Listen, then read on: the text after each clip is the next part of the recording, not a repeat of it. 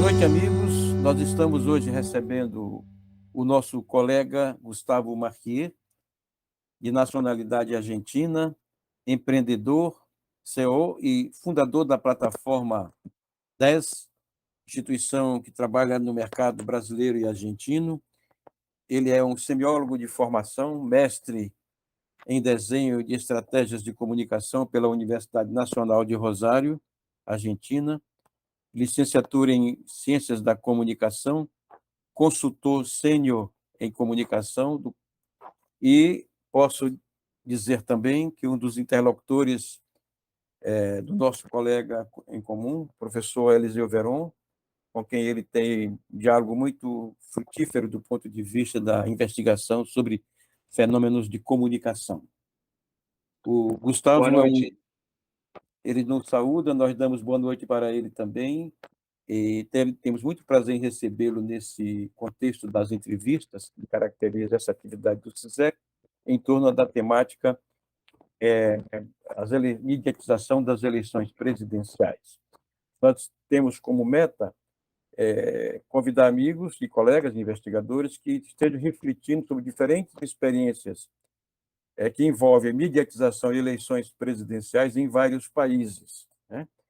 Então, de alguma maneira, o Gustavo ele tem uma temática, vai fazer claro, uma exposição sobre questões da atualidade que envolve a Argentina, mas particularmente ele precede esse momento fazendo alguns comentários sobre esse panorama, né, que envolve, digamos assim, os processos de produção de sentido e das estratégias de comunicação associadas em algumas eleições presidenciais argentinas. Particularmente, vale a pena relembrar que nós publicamos, o CISECO foi criado em 2009, e naquele momento nós nos reunimos com vários pesquisadores de diferentes nacionalidades, muitos dos quais argentinos, que falaram sobre a temática das transformações da mediatização presidencial. Muito bem.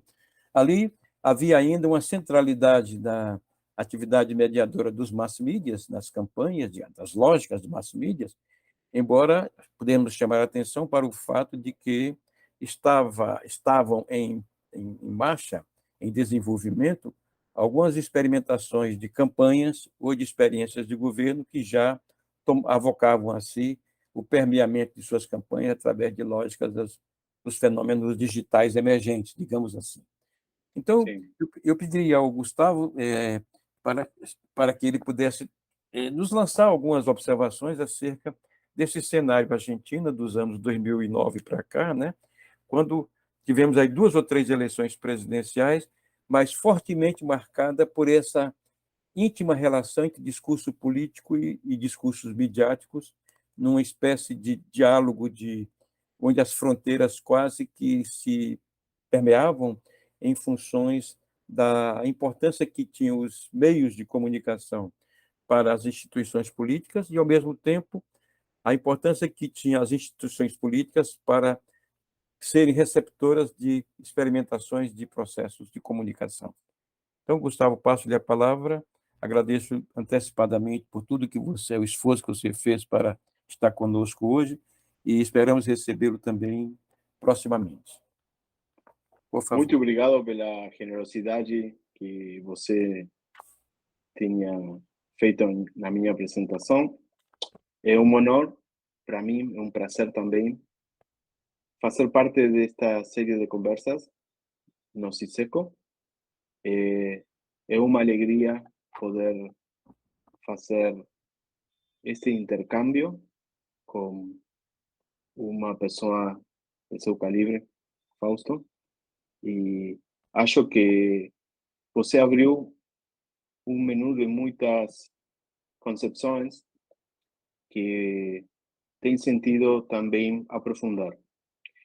10 anos é muito tempo nesta era onde a tecnologia tem uma evolução incrível.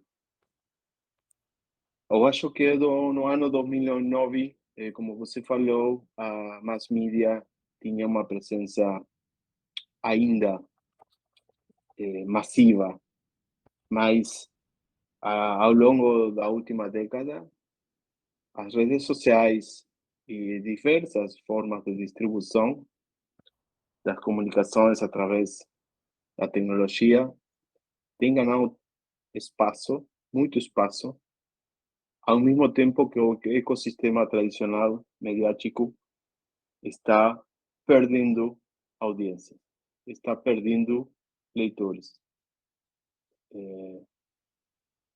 Por exemplo, a gente percebe que as redes sociais têm ajudado para essa fragmentação de uma maneira sistemática, através de mecanismos impulsionados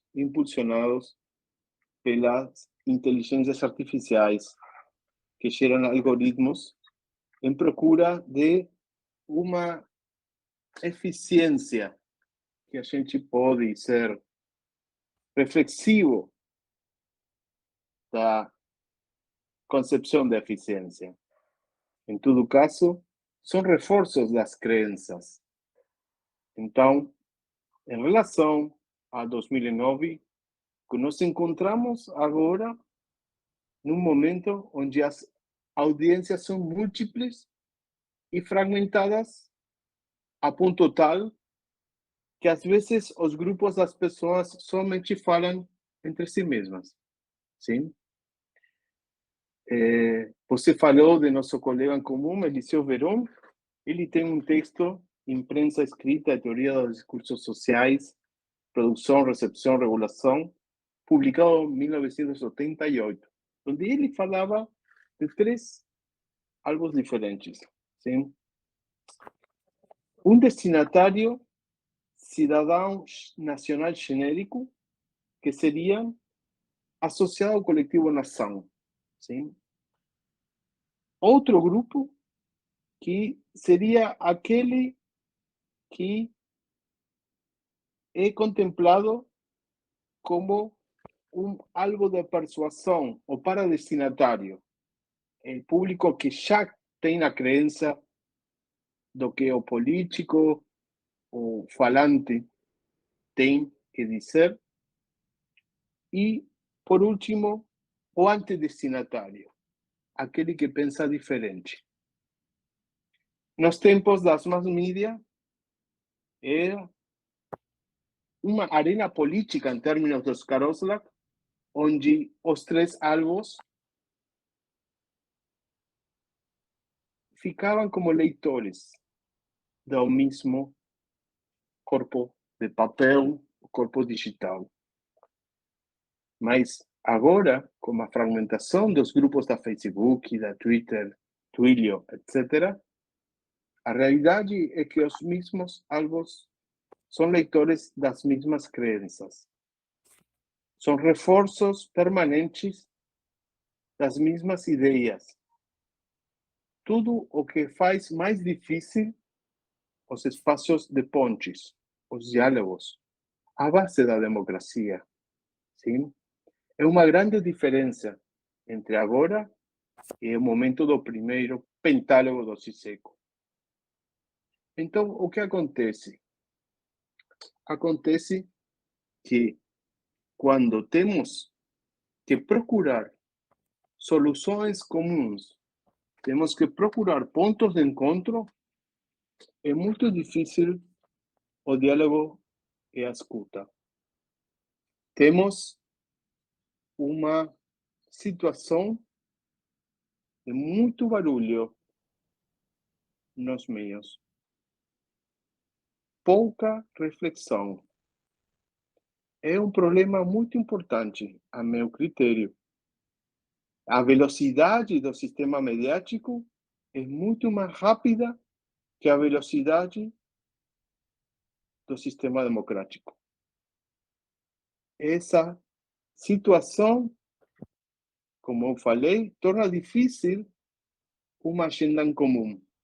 É preciso que as pessoas que têm poder de decisão, poder de influência, tenham a serenidade e a capacidade de refletir, de se sentar em mesas comuns e debater realmente os problemas da população, além dos problemas dos grupos de interesse. É um dos principais desafios de nossa democracia representativa. Medios que representem uma agenda que forneça respostas nas demandas do cidadão geral. Às vezes, as velocidades dos debates dos grupos de interesses políticos são tão rápidas que ficam afastadas da gente. Então, eu acho que temos que fazer uma alerta, temos que fazer uma advertência para poder falar com o outro, temos que conhecer ao outro.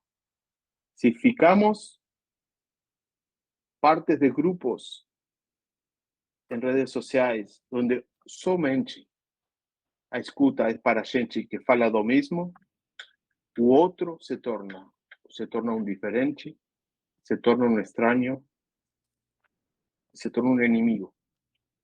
É isso que nós não podemos nos permitir.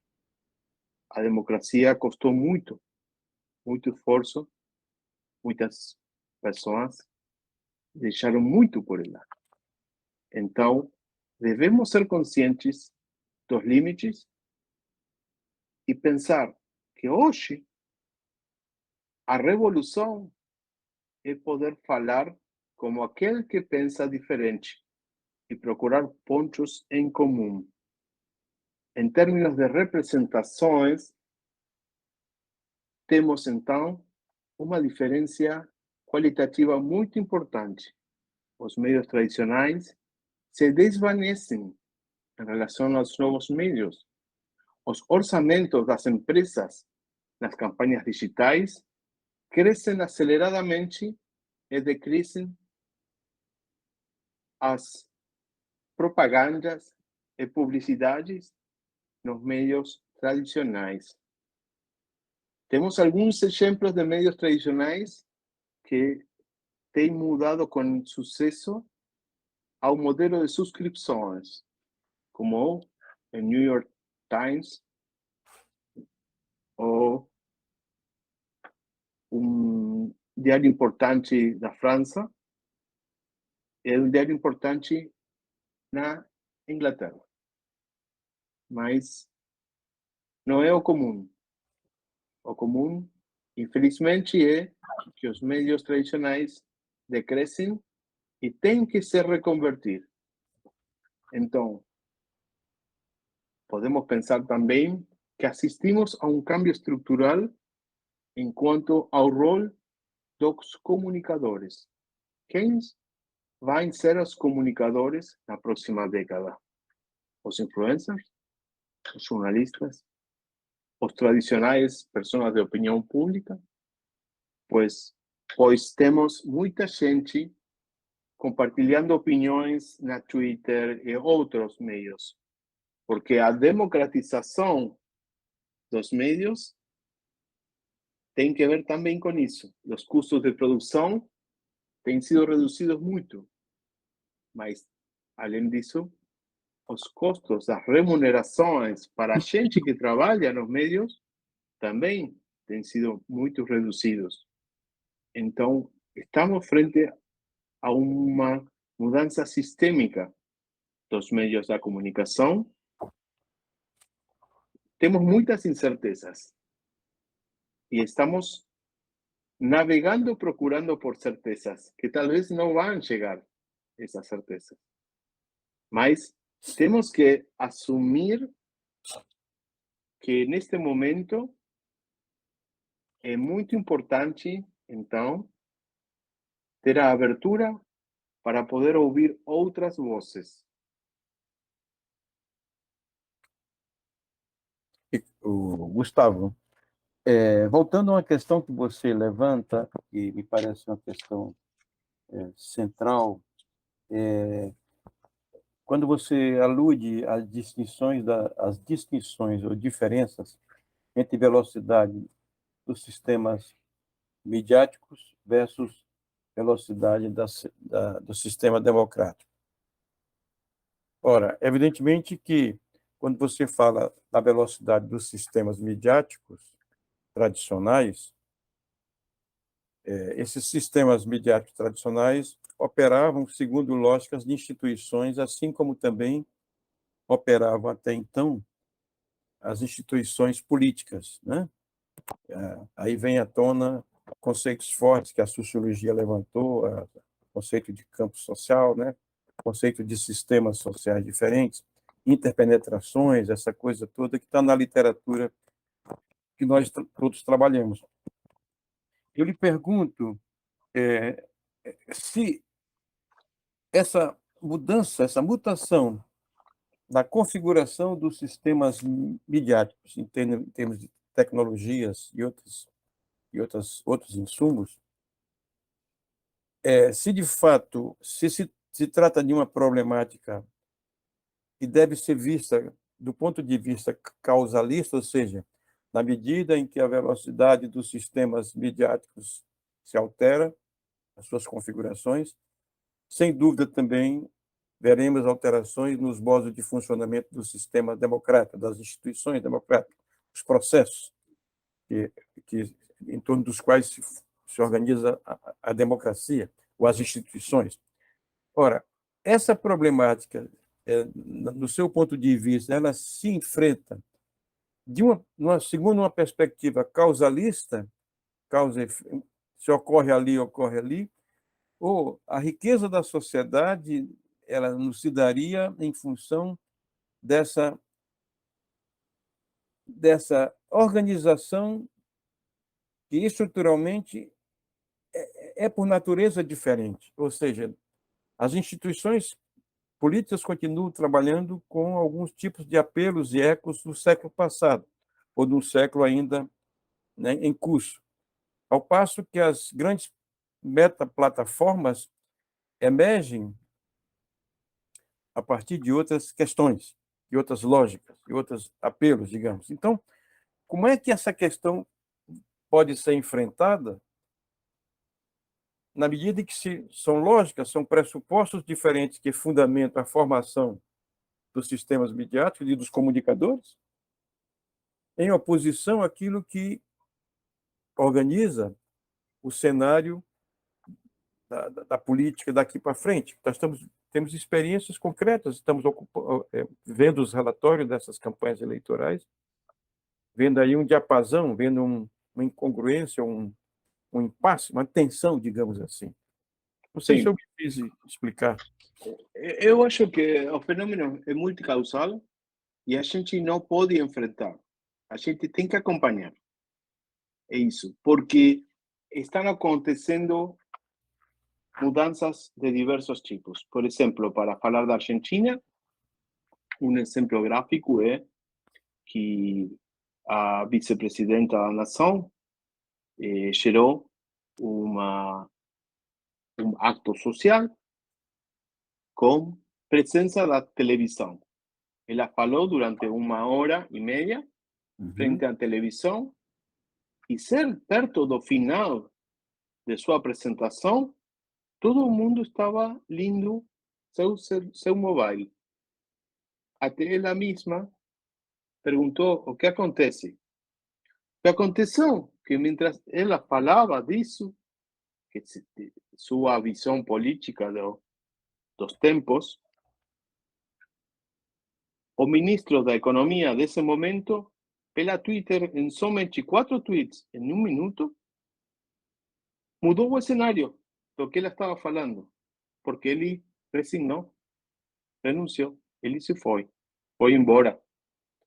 Então, todas as pessoas, a abrangência da mensagem na Twitter foi mais rápida, profunda do que veio falado na broadcasting tradicional. Sim? Rapidamente, 2 gerações estavam praticando comunicação através dos meios em forma diferente.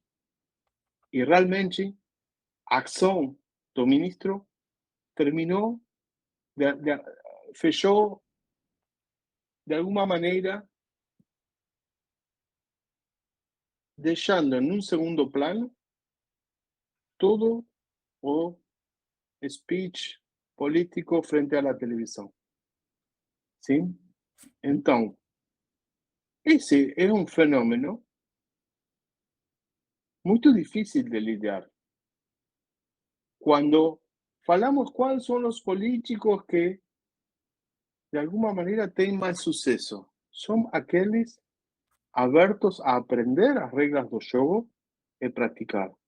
Outro exemplo, aqui na Argentina, temos o prefeito da cidade de Buenos Aires, que tem uma conta da TikTok, Sim. a rede social china, Uhum. vídeos breves, humor. Ele é caneca, não tem cabelo, então o que faz são vídeos curtos onde ele conta, de alguma maneira, através de uma pessoa que tem assessoria, faz pequenas histórias sobre as coisas que se fazem na cidade, Uhum. mas o que acontece é que a graça fica nos comentários. Nos comentários, os jovens fazem muitos comentários engraçados sobre ele. Uhum. E ele responde com humor. E isso faz uma cadeia que vai acrescentando a audiência. É muito interessante o fenômeno. Ainda não sabemos o que vai acontecer no futuro, mas que falam dele, bem ou mal, mas falam dele muitas pessoas das novas gerações que não conhecem nem se interessam daquilo que os principais políticos da Argentina estão falando. Tá bom? Mas temos, então, uma maneira de se aproximar através das regras das redes sociais particulares, específicas, para divulgar a imagem e estabelecer uma relação de um a um. Não é de uno com muitos, é de um a um. Porque esse um que se ríe, logo faz um reenvio desse vídeo e faz comentários sobre os comentários. Então, você vai fazendo uma cadeia de relacionamento. É muito interessante. Mas, outra vez, temos diferentes sinais que deixam evidência da longa distância entre alguns debates da classe dirigente e as demandas da população. Outro exemplo. Aqui temos, perto de Rosário e de Buenos Aires, ao final do delta do Paraná, do Rio Paraná. Sim? Uhum. Temos uma seca muito importante. Sim. Tudo este ano, muito importante. Essa seca gerou um espaço de pequenas ilhas que Uhum. assomam no Paraná com vegetação seca. Uhum. Então, também despertou interesse de pessoas que têm gado, que querem preparar terreno para alimentar o gado. Então utilizam a velha costume da queima, sim, para fazer logo novas plantações. Mas a queima cresce, gera incêndios. Os incêndios geram muitas fumatas. Essa fumata cubre Rosário muito tempo. A gente em Rosário fica muito molesta. E às vezes chega até Buenos Aires. Imagina a quantidade de superfície de terreno que fica com a queima. Sim? E os políticos falam, você tem que solucionar. Não, você, não, você, não, você. Mas não tem solução. Ninguém me está enviando realmente uma força suficiente para mostrar que eles estão solucionando, fornecendo soluções. Sim? Então, há uma distância enorme entre a realidade ambiental da gente que fica com essa perturbação e os políticos que estão falando das eleições. Essa é a distância. E eu acho, já que falamos do problema ambiental, que o problema ambiental é realmente de uma gravidade extraordinária. Nós, como geração, temos um desafio enorme de enfrentar o problema ambiental e vamos a ter prejuízos gigantescos e não temos em toda a América Latina praticamente ninguém dirigente falando disto em voz alta. Secas, enchentes, incêndios, falta de diversidade, a problemática, a falta de peixes no mar. Vai ser muito, muito duro pela falta de cuidado e de visão de nossa classe dirigente. Sim? Então, quando falamos da diferença da velocidade, também tem que ver com que não temos debates aprofundos sobre a visão de como a gente quer uma sociedade daqui ao futuro. Temos muitas administrações ruins da coisa comum. Isso, essa verdade, que você olha os números e é uma verdade, faz que eles não queiram falar disso. Realmente não querem. Eles procrastinam, postergam, sim? Ou não falam, fazem silêncio. E as vozes que querem falar de uma forma mais estratégica de como vamos a viver com 2 graus mais, 3 graus mais, como as enchentes nas cidades na Ribeira, e outros problemas de alimentação, energia que a gente já está enfrentando, disso temos que falar.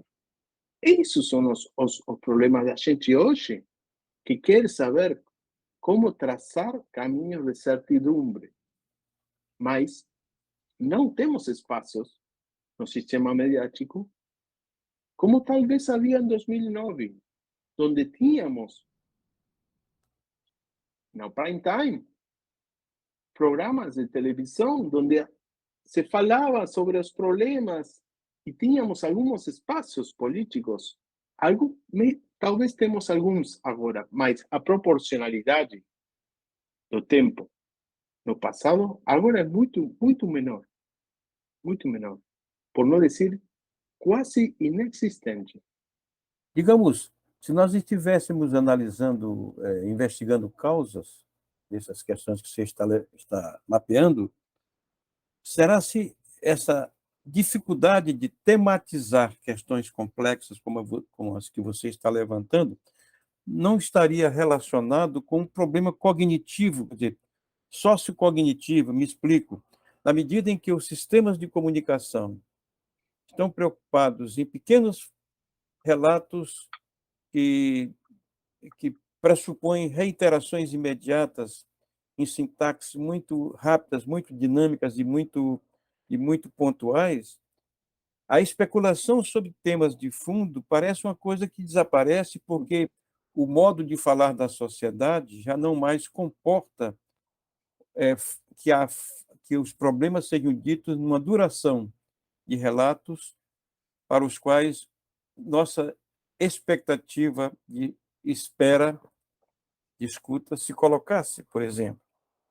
Eu estou lhe dizendo isso com base na seguinte justificativa, ou pergunta: como fazer hoje a campanha política de candidatos que querem se lançar a cargos importantes, que estão enfrentando temas muito complexos? Como fazer campanhas se a velocidade com que trabalha os protocolos de comunicação navega em outras dinâmicas, onde raciocínio, argumentações, fundamentos de cenários não podem comparecer, não estão na espera da expectativa de quem os ouve, digamos assim. Se não é uma problemática de fundo aí a ser considerada. É interessante o assunto dos formatos breves, mas eu acho que se tivesse que pensar desde meu humilde posição, vamos falar de uma receita. O primeiro que faria é ficar mais perto da gente.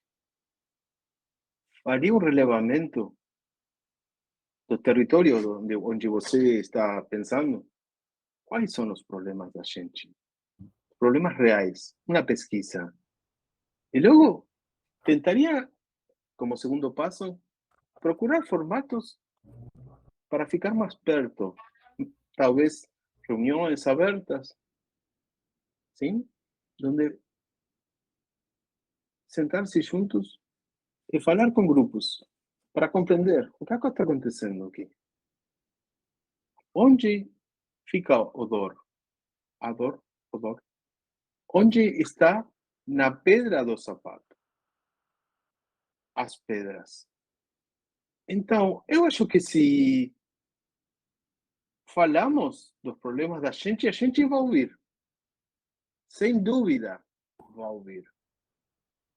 Sem dúvida. Quando foi a pandemia, a gente ficou muito atenta às recomendações de como se cuidar. Então, podemos dizer, por exemplo, senhores, em 60 anos, a temperatura vai acrescentar-se entre 4 e 6 graus. O que vai fazer com nossos netos? O que vai acontecer? O que estamos fazendo por isso? Estou convencido, tenho o convencimento que a gente vai ouvir e vai propor também. Podemos ter mais árvores nas cidades. Podemos multiplicar os exemplos da Curitiba. Podemos gerar construções com materiais mais amigáveis. Podemos ter molinhos, podemos ter nas terrazas das grandes cidades painéis solares. Podemos mudar a configuração dos impostos para promover aquelas energias que sejam renováveis em sério. Podemos falar realmente da energia nuclear e realmente se é melhor que aquela que desprende carbono e metano, temos que vir rapidamente, mas temos que reagir rapidamente. Então, temos que procurar ficar perto da gente. Quando a gente tenha que pagar a conta da luz, da eletricidade, 5, 6, 10 vezes mais do que isso agora, isso vai ser uma pedra no sapato. Mas não é rapidamente que se pode fazer um gasoduto, uma linha de alta tensão. Tem que planejar. Precisamos estados que planejem, que pensem nas pessoas, que façam mais vias da comunicação. Então, acredito que é um momento de muita mudança e provavelmente vamos a ter emergência de novos formatos de lideranças políticas, porque temos alguns formatos ou partidos de lideranças políticas com uma matureza e muita rigidez, pouca flexibilidade para o cambio, porque não tem interesse no cambio, não tem interesse. Então, como eu acredito na criatividade do homem e a possibilidade, e da mulher, obviamente, a possibilidade de mudança, eu acho que vamos ter novas lideranças e talvez lideranças que sejam mixtas, Então, gente das artes que tenha a ambição de ter cargos políticos, temos antecedentes, no Gilberto Gil e outras pessoas que, a partir da presença destacada em outras disciplinas, podem se interessar na administração. Também temos que ter administrações, a meu critério pessoal, com cargos que tenham que não ser reeleitos. Necessitamos oxigenar a democracia, mudanças de pessoas para que as relações não se rigidicem e que tenhamos possibilidades de mudar com mais agilidade. Necessitamos, então, ficar perto da gente, ouvir as preocupações, gerar mesas de diálogo com aquelas pessoas que pensam diferente, procurar aproveitar os formatos breves para, com criatividade, comunicar com inteligência. Isso é possível. Concordo com você, a cultura das séries, o entretenimento, faz incríveis destrezas das histórias, dos guiones, e para atrapalhar a atenção, o atendimento. Bom, essa mesma criatividade temos que procurar utilizá-la para atrair o atendimento da gente para gestões mais saudáveis em termos de relacionamento com a realidade de cada território, sim? Será se isso que você coloca não exigiria uma espécie de uma, uma instalação de outras estruturas mediadoras que, por exemplo, sejam capazes de enfrentar, por exemplo, a problemática das fake news, por exemplo, né? Na medida em que as redes, pela essa versatilidade, a flexibilidade, a dinamicidade, facilitam a exploração, a disseminação em graus absolutamente complexos de pontos de vista. E os pontos de vista, eles não são abstratos, eles são formulados por estratégias mais Sim. ou menos elaboradas. Os estrategistas podem até perder o controle do que fazem, mas as formulações são em laboratório. Como pensar o enfrentamento dessa questão, se nós estamos pensando no modelo de redesenhar o protocolo de interação, de escuta, de argumento, etc., quando a dinâmica, você disse muito bem, a velocidade dos sistemas digitais, ou da velocidade desses sistemas midiáticos digitais, eles operam, eles impelem uma operação que são verdadeiramente são operações que deixam à margem esses cenários de confrontação, de debate, de esses cenários outros que possam construir outros tipos de compreensão acerca do modo de funcionamento da sociedade. Eu agradeço sua menção das fake news. É outra grande diferença com respeito a 2009. O caso da Cambridge Analytica, a partir do ano 2016, o análise do impacto dessas factorias de notícias falsas, com impacto nas eleições dos Estados Unidos, no Brexit e outras eleições globais, inclusive na Argentina. Porque Cambridge Analytica foi uma companhia, mas não foi a única. Sim? Então, eu acho que como combater, como enfrentar, como você fala, como educação. Devemos, e tem exemplos de casos onde se denuncia quais são as formas em que uma pessoa deve checar ou deve ficar com suspeita se essa notícia é real ou não. Por exemplo, aqui na Argentina temos uma agência de nome Chequeado, que ele todos os dias divulga se essa notícia é verdadeira ou não. Sim? Tem mais de duas fontes ou mais. Acho que devemos respeitar o alvo, as pessoas, as audiências que aprendem a ter desconfiança, aprendem a ler. Temos que ter a possibilidade de divulgar ferramentas para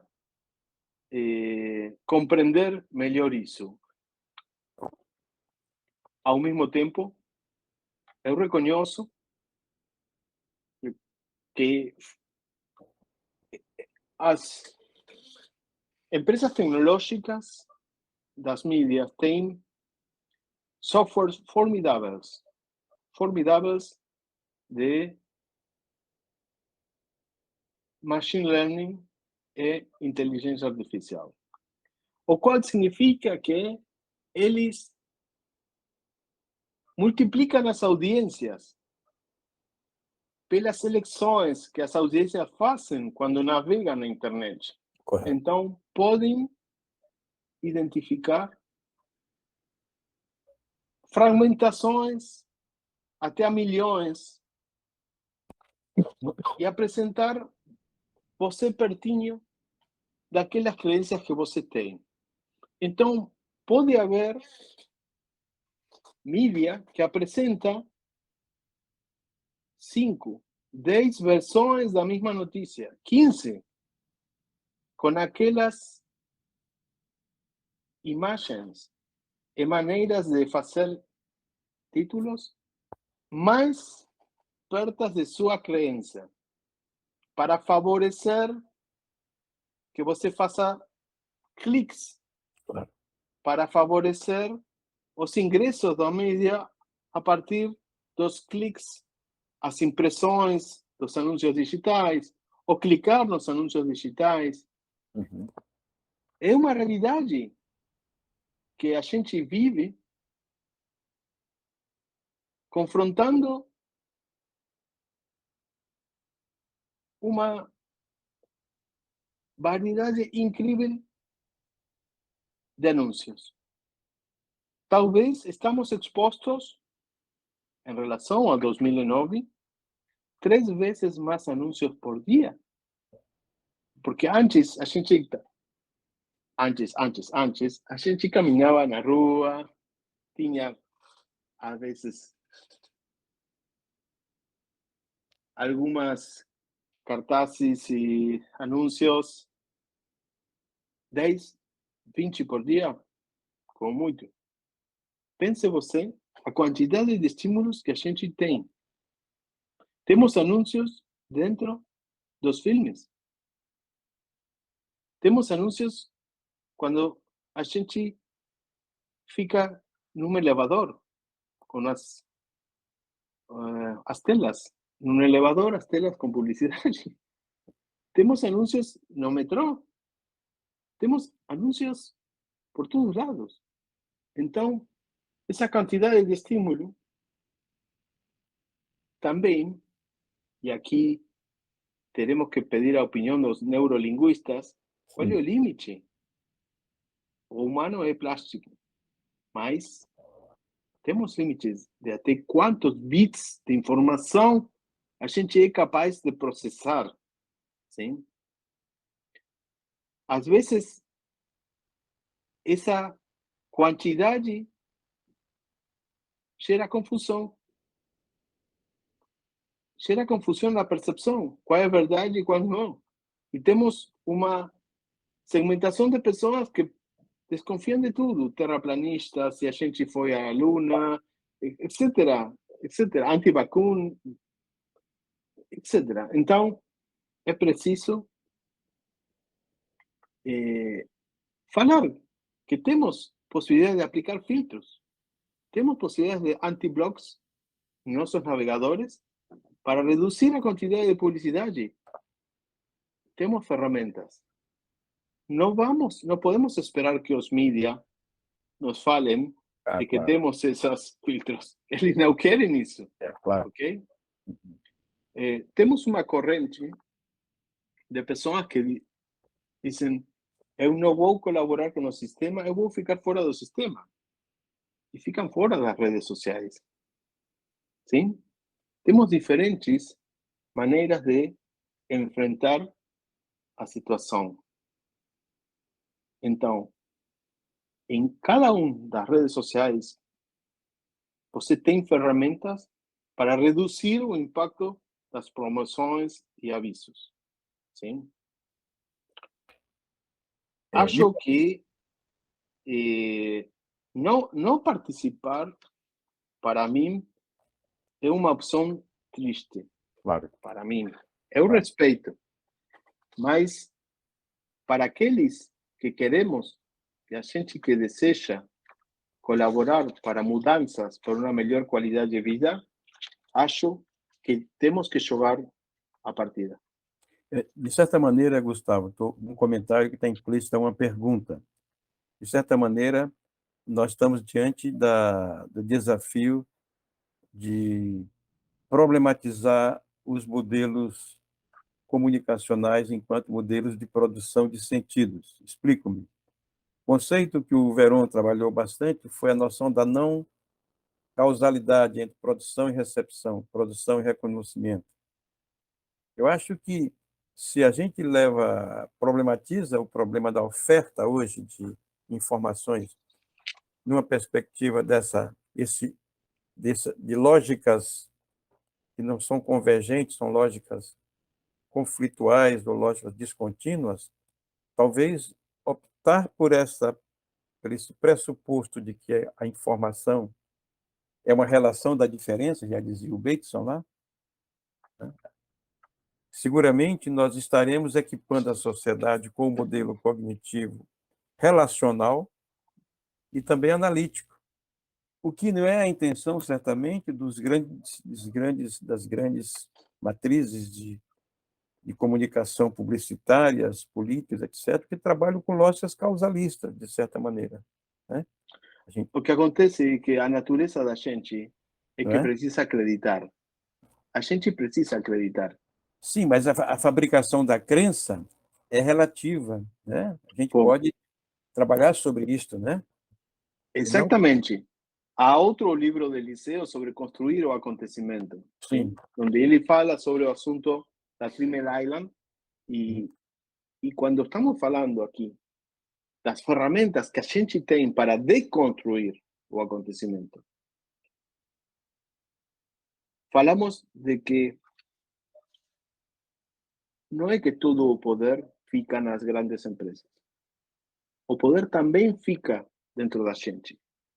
Agora, a gente gosta de crer no sistema, de crer no Star System, no sistema das celebrities. Sempre temos que ter celebrities. referência, Sim? né? Seria excelente que as celebrities também peguem a bandeira das mudanças que precisamos para uma sociedade mais saudável, mas não podemos somente esperar isso. Mas, sim, realmente, estas empresas construem os acontecimentos. E o modo de produção de nosso século é construir digitalmente. Agora, a Web3, NFTs, etc. Temos novas formas de fazer programação e fica dentro das possibilidades de muitos jovens de construir startups, de construir companhias que ajudem a melhorar a qualidade de vida das pessoas.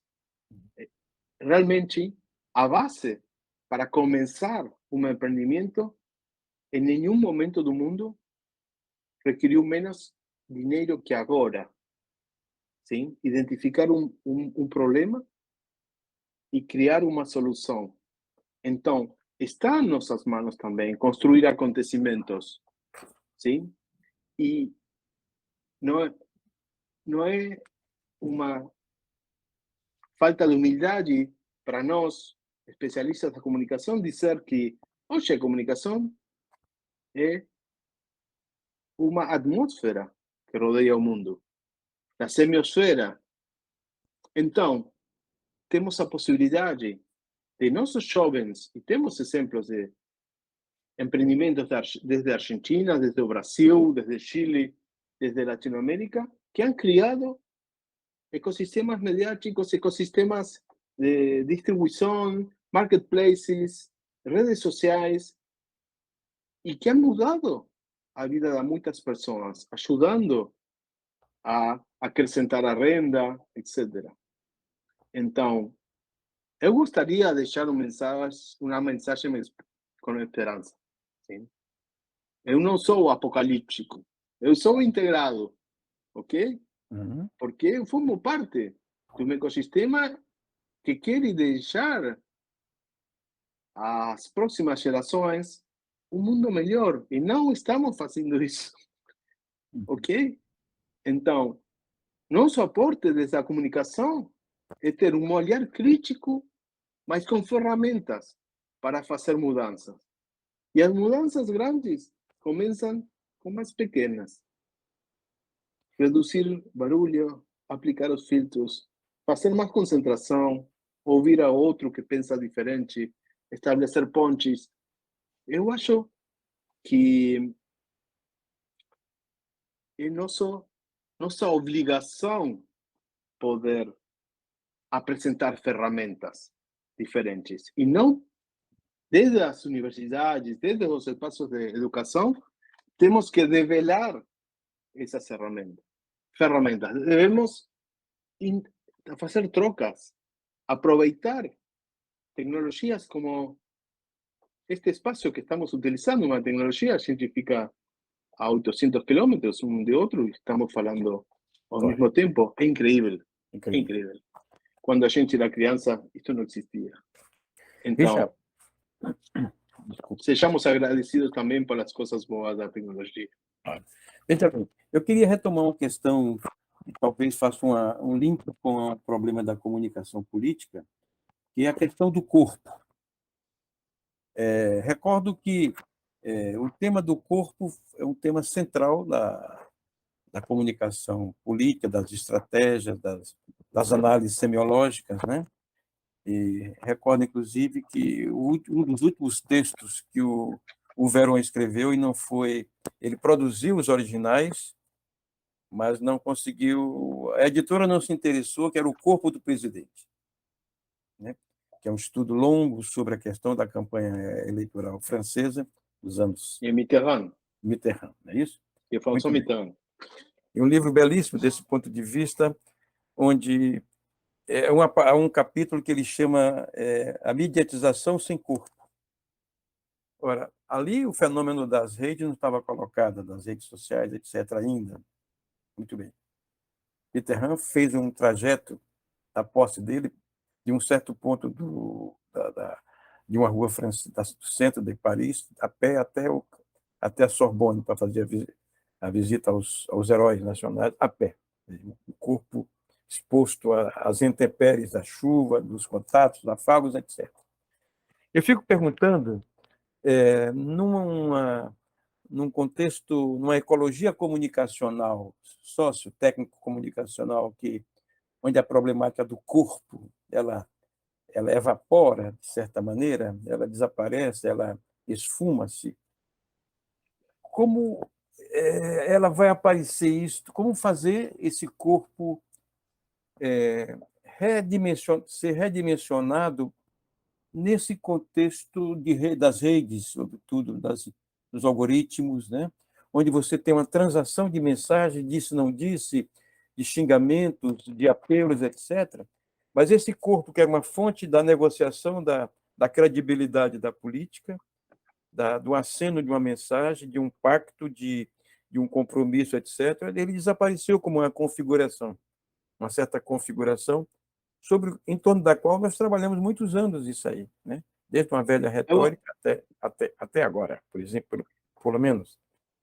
é muito interessante o assunto do corpo, porque o corpo, vamos falar direto, é um campo simbólico de tensão, de enfrentamento. Nossas gerações estão agora num momento de mudança muito claro, em donde o corpo está sendo, de alguma maneira, representado por novos corpos. Claro. As mulheres, as minorias LGBT, os novos gêneros, sim? Os aborígenes. Estamos vendo ministros, presidentes, vice-presidentes em todas as Américas com corpos das minorias, corpos que até agora não estavam presentes. Não estavam presentes. De aquelas pessoas que representam grupos que, consciente ou inconscientemente, ficam marginados da vida social, da vida das elites.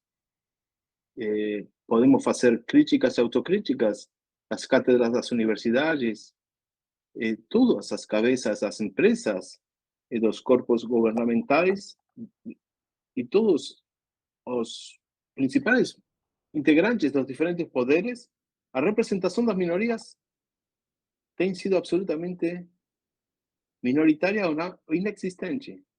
Então, agora há uma puxa porque essa tensão está representada por a presença, por exemplo, a vice-presidenta da Colômbia, claramente. Sim, temos os presidentes da Bolívia nas últimas décadas. Então, temos muitas situações emergentes das minorias que fazem visível sua luta nos corpos da política. Sim? Nesse momento, que foi, por exemplo, o exemplo da Mitterrand, que ele aprendeu, porque você não sei se lembra, mas ele tinha perdido eleições antes, Muitas. previamente. Como aconteceu com Nixon, ou aconteceu com Lula, e outras pessoas que fizeram resiliência e aprenderam e mudaram. Então, pegaram seus corpos dentro de alguma corrente mítica, simbólica das crenças do país para fungir uma maioria que leve a eles na presidência do país. Ok?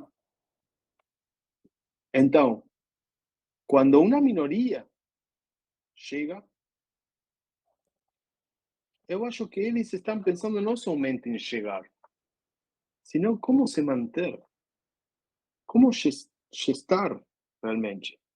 Isso também é uma mudança.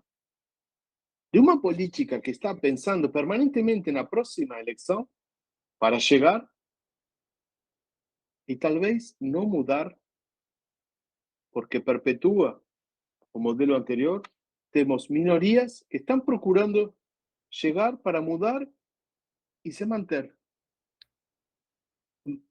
E como não temos muitos espaços, deveria haver variedade de presença das minorias. E também não, que não seja, não estou falando uma ditadura das minorias, não estou falando que as maiorias vão perder, não. Temos que procurar equilíbrios, temos que procurar equilíbrios, na meu critério, por mérito. Sim? Mas isto dá para muito. Voltamos ao corpo. Eu somente queria enfatizar que o corpo simbólico de nossa década é uma mistura. Não é mais o corpo do homem branco, senão que são múltiplos corpos. O Gustavo incluiria dentro desses múltiplos corpos aquele o corpo denegante também, aquele corpo que está no sistema social, que opera no sistema social, mas em cima de uma economia de denegação do sistema social, da política, da instituição, das instituições que zelam pela política, das instituições econômicas, dos concorrentes, quer dizer, como a figura de candidatos à presidência da República, por exemplo, que trabalham esse discurso da denegação, a denegação da própria política como lugar de conflito, né? Então, isso passa Interessante. em muitos lugares, distintos cenários políticos, onde aquele que se oferece como líder o faz através de uma performance simbólica onde o corpo é um denegante o tempo todo, né? Talvez a gente possa Sim, aproximar de realidades. também temos vivido uma década entre 2009 e agora de explosão de direitos, novos direitos, sim, mas temos em pendência certas discussões sobre responsabilidades, porque as ampliações de direitos têm que ter seguidas de ampliação das responsabilidades. Como vamos a sustentar todos os novos direitos? Quais são os princípios de uma boa administração dos recursos para poder sustentar? Como fazemos um balanço e o análise dos impostos e tributos dentro da população para ter sustentabilidade? São debates que temos que dar. Falar de impostos é muito difícil, mas estamos falando de recursos, Claro. recursos para sustentar muitas coisas: saúde, educação, arte. Infelizmente, a Terra é finita e nós estamos consumindo em junho os recursos que são renováveis. Então, estamos queimando a metade do ano recursos da Terra. Então, alguma coisa temos que ceder, alguma coisa temos que deixar de fazer Fazer, claro. ou fazer diferente Uhum. para que seja sustentável. Sim? Eu acho que deveríamos poder fazer uma revisão de esse olhar sobre os corpos simbólicos, porque também estamos numa era de intervenção tecnológico-científica sobre os corpos. Os corpos têm modificações por operações, não somente estéticas, sim? Substituições no corpo. A gente tem uma extensão da vida, 15, 20 anos mais. Isso necessariamente tem que refletir como nos vamos organizar para sustentar uma população que vai ter necessidades de apoio, porque a qualidade de vida impactou na extensão, na longevidade, sim? Claro. Então, os corpos, os cybercorpos, não? Extensões, é muito interessante o trabalho dos limites e o que vai acontecer com a interação, os chips, os jogadores de futebol que correm com os chips. Então, os técnicos sabem quantos quilômetros corre, se está bem ou mal, porque fica debaixo ou acima da mídia. Isso vai acontecer com os estudantes também. Claro. E com os Isso políticos também. vai acontecer com os empregados. Sociedade do desempenho, de certa maneira, né? Sociedade de desempenho, sociedade da vigilância. Uhum. Uma sociedade onde os corpos têm intervenções, as tatuagens, diferentes intervenções sobre o corpo, a cor do cabelo, Claro. a cor dos olhos. Temos muitas diferentes intervenções que as novas gerações as vivem com natureza. como os novos gêneros. Elas vivem com natureza ter muitos gêneros, a diferença das gerações prévias.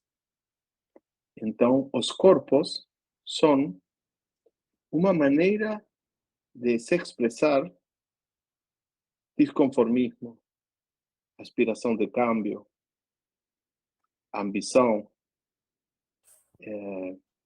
Não estamos muito longe de corpos presidenciais modificados. Sim, a propósito, eu queria aproveitar talvez lançar uma questão especulativa para que talvez pudesse, com isso nós poderíamos encerrar nossa conversa, em torno como é que você especularia diante desse cenário comunicacional do qual você participa como estudioso, contexto argentino, como é que você prefiguraria as características da campanha eleitoral, da próxima campanha eleitoral para presidente da República na Argentina, levando em conta toda uma tradição de, digamos assim, de estratégias e de formatos de programas de trabalho, de interações, de experimentação simbólica, que é um país onde o corpo tem uma exuberância importantíssima, né? A racionalidade política é outra, atravessada pela lógica das redes sociais, com essa intensidade tão bem descrita por você. Bom, quantos dias, quantos jornais temos para falar disto? Não, digamos assim, um breve informe para que nós possamos nos ver, né, em outros momentos, A retomar essa questão. Argentina é parte da Latinoamérica, como toda a Latinoamérica, e acho como Ocidente, temos uma fragmentação brutal. Nossos cenários eleitorais ficamos a um ano, prefiguram coalições, forças de coalição, que eles vão se aglutinar seguramente logo das primárias. ¿Sí? Temos eleições primárias, logo presidenciais e, se temos balotagem, terceira. É um longo caminho. Então, eu acho que a economia vai marcar as eleições. Acho que temos um cansaço de muita gente porque não temos soluções concretas e não temos um caminho de esperança. É um recorde de pessoas jovens que se expressam vontade de sair do país. Acho que é uma falência terrível da nossa dirigência não estabelecer um horizonte de crescimento, um horizonte esperançador, horizonte virtuoso. Eu acho que não temos um cenário claro, falta muito, realmente falta muito, e a gente vai eleger aqueles que se apresentem como melhores administradores da coisa comum. É minha percepção, é uma opinião absolutamente individual, não tenho pesquisas para apoiar-me, somente as encostas, o que falam é de um cansaço, de opinião negativa muito grande dos principais dirigentes políticos, muito grande dos três poderes do Estado, judicial, executivo e parlamentário. As instituições são pouco creíveis, são vistas como corruptas, a justiça é vista como muito devagar. Em geral, os governadores são muito dependentes do poder nacional e é uma incerteza se este novo ministro e esta nova etapa do governo atual trabalha numa boa administração vai ter chances de ter uma nova eleição positiva. Vai depender também da evolução do contexto global, da energia e dos alimentos, sim? E da gestão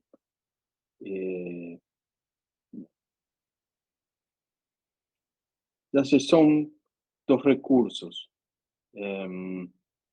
Estamos num momento de muitas mudanças e de um intento de ordem das contas fiscais. Alta inflação. A inflação leva à liquação dos salários, às remunerações do público local, e isso é percebido muito ruim. Se a alta inflação continua daqui às próximas eleições, eu acho que a oposição vai ganhar as eleições, como acontece praticamente em toda a América Latina. Que as oposições têm triunfo porque é uma atitude contra o sistema governante por parte da população. O problema é se cada turno se vota a oposição, sempre fica nos mesmos. Ok. Bem, Gustavo, nós temos que terminar agora. Achamos muito agradável essa conversa, muito elucidativa, um debate de alto nível que, de fato, vai trazer uma bela contribuição para aqueles que nos acompanham nesse evento. A partir dos próximos 10 dias, essas entrevistas estarão sendo veiculadas pelo CISECO, de modo que nós teremos um painel de pontos de vista, tanto de pesquisadores brasileiros como os colegas nossos de vários países, né, em torno dessa questão que é retomada 10, 15 anos depois, porque é uma questão que se colocou na agenda de vários diferentes países latino-americanos e europeus, como é o caso também dos Estados Unidos, né? Mais logicamente, uma eleição que continua rendendo ecos, digamos assim. Né? Eu quero parabenizar você, Fausto e o CISECO, porque são um verdadeiro exemplo da diálogo, espaço da conversa, de escuta aos outros. Eu lembro nos primeiros tempos que tinha a oportunidade de falar com você, com Eliseu, e o desejo tinha que ver com criar espaços justamente de menos barulho, conversa de poucos com poucos que possam falar e logo falar com outros e com outros e com outros e com outros. Não dissertações magistrais, senão a possibilidade de gerar uma atmosfera de diálogo, de abertura e de escuta. Eu parabenizo que tenha essa possibilidade com tantos e tantos profissionais e acadêmicos que han tido a oportunidade de ser ouvidos por vocês e que têm tido no CISECO um espaço não somente para o Brasil, sino para os outros países hermanos, a possibilidade de fazer de estas ideias uma concreção, uma realidade, sim? Uma prática concreta que nos permite pensar em um exemplo mais da possibilidade de melhor qualidade de vida, de trabalho, de intercâmbio, de satisfação pessoal. Assim que, muito obrigado. Eu realmente uma alegria imensa formar parte do ecossistema do CISECO e de continuar este caminho do percorrido do início de 2009. Muito obrigado. Ok, Gustavo, muito obrigado mesmo. Viu? Esperando revê-lo proximamente. Até a próxima. Até a próxima. Muito obrigado. Tchau.